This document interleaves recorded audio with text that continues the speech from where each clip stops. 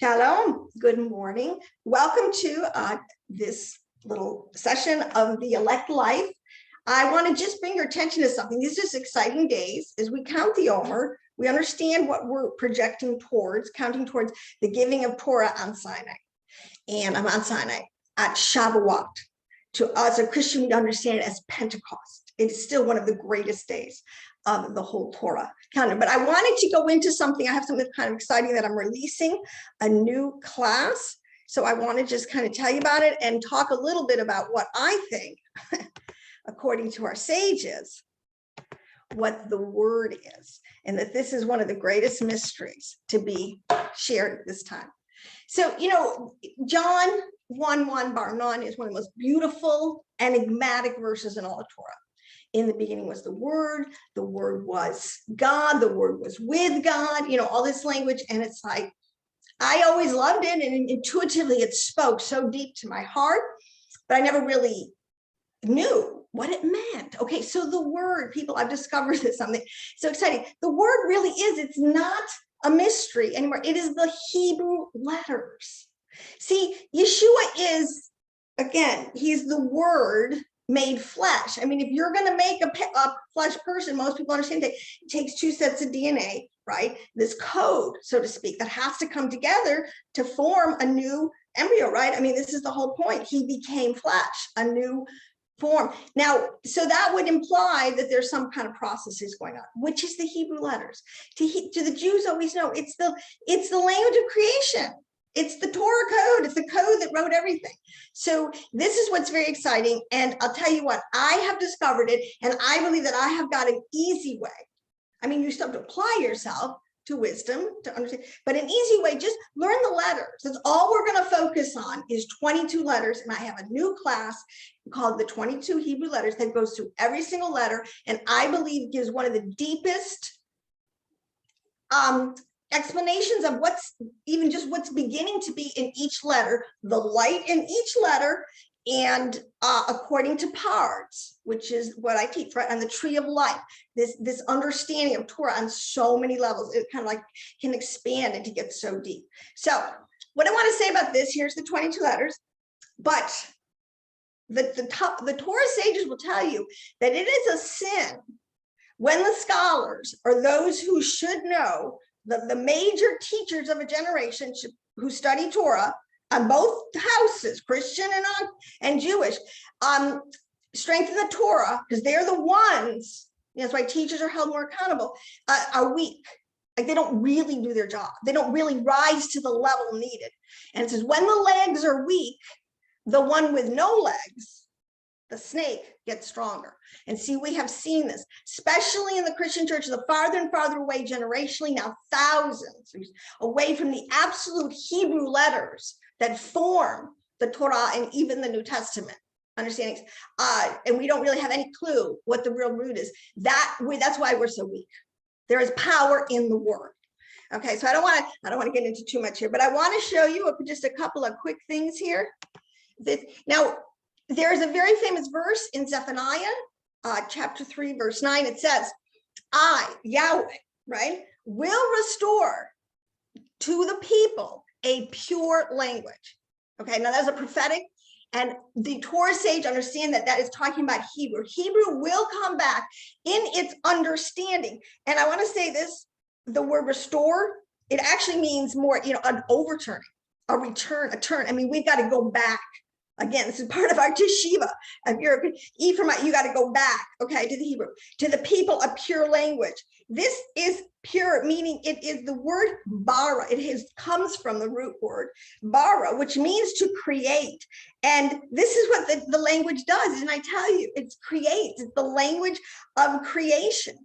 So it's right there in the Hebrew, and give pure lips, which is, a lot of people translate it lips, but it's really language. But it tells you that we're really talking about a physical, like they call it the written Torah, real letters, because the lips. If it was, the language of the mind, or it could have used other language to talk about more kind of ethereal understandings of language. But no, this is the words we speak coming out of our mouth. So the word, okay, the mystery's over, is 22 Hebrew letters. And in them And then it says, it goes on in Zephaniah, the great prophecy. It says all of them make it. Why is he going to do this? To get us all on the same page with the same language, with the same absolutely empirical alphabet. It's because then we can call on the name of, I don't know, it's going to make me cry, that at Lord, but it's really standing behind that is the Tetragrammaton, HaShem, the great name. Yod He Vav He, so that we can all serve him. That name together, we will all call on the name together, shoulder to shoulder. Huh. The point is, when these letters are so tightly interwoven, there's not going to be these big gaps in our understanding. We're going to be literally this wall of fire of truth.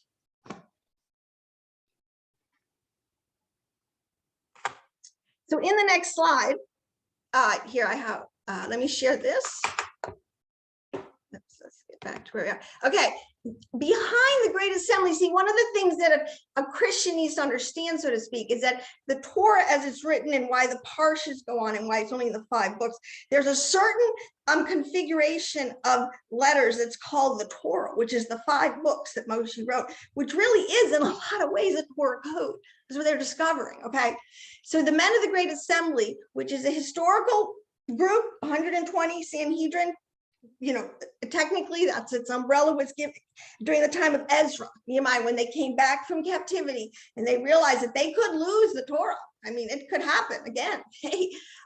That they came up with all these ways to preserve it in a much more systematic lockdown way.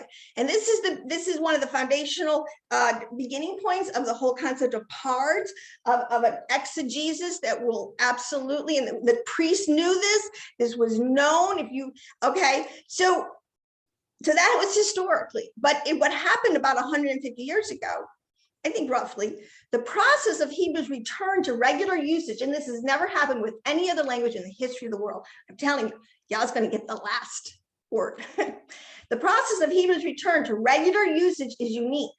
There are no other examples of a natural language without any native speakers, subsequently acquiring several million native speakers in a short amount of time, and no other example of a sacred language becoming a national language with millions of first language speakers. In other words, this was an absolute phenomenon that happened. Yahweh fulfilled, he poured in an anointing to fulfill this. And now Ephraim, this is what I'm saying, if you're feeling that tug to learn Hebrew, that is the Ruach HaKodesh, okay? Because there is so much. You get into the Hebrew letters, the famine of the word is over. And then through this process, I believe with all my heart, we will come into unity. Because as I say, I didn't make up the letters, you didn't make them up, Judah didn't make them up, Yahweh gave them to Moshe, and they have been preserved, and they're empirical. So just to give you a little example here, it talks about, root words. Even in DNA, we know there's like root. It takes 4 root DNA kind of things to come together.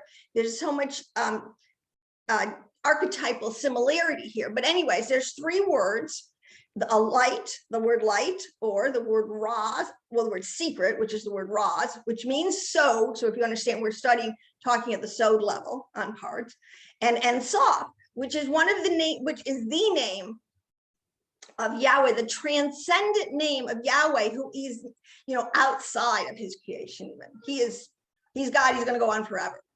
All right, he always has, always was, always will be. So these 3 Hebrew words, all in their root, come to the same Gematria of 207.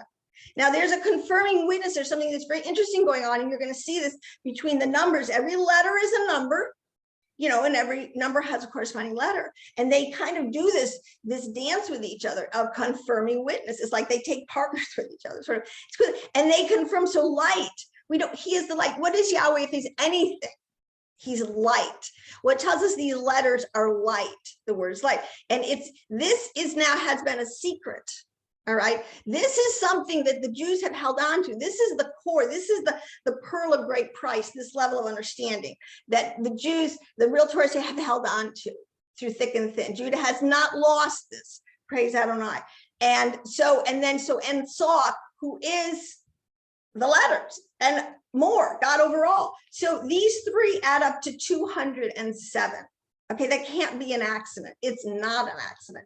And the word is just full of this. It's like, it's there like a field you buy and then you mine it for the gold, literally. So Ensof, he says he hides, he covers, he wraps, he enwraps, he envelops himself in what? In light, in these letters. That is the secret to the hidden light, the light that lights up every man that comes into the world. And now we want to light up our understanding once and for all with the Hebrew letters. So I want to just take you here. I'm developing a new website, which here, if you'd like to go to, and I encourage you totally, go to the Elect Life, well, go to the link tree. I have everything on this site called a link tree, and it starts at the top, and it's got the new website on it, where you will find this new Hebrew, this new Hebrew class, 22 letters. It's 7 classes. It's an introductory offer of $70. They're normally 100, but I think they're an hour and a half each on 3 letters. I do this over 7 classes.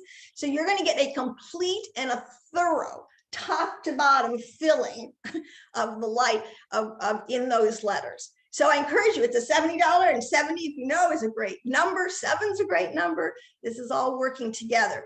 But so I would encourage you to do that. You can find it on the link tree. You can find it on this, you can go to the actual news site called Elect Life 77.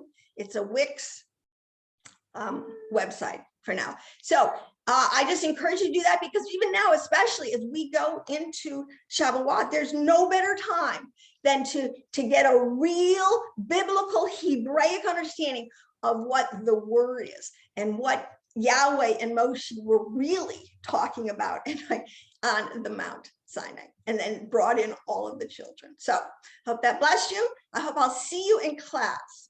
Shalom, shalom.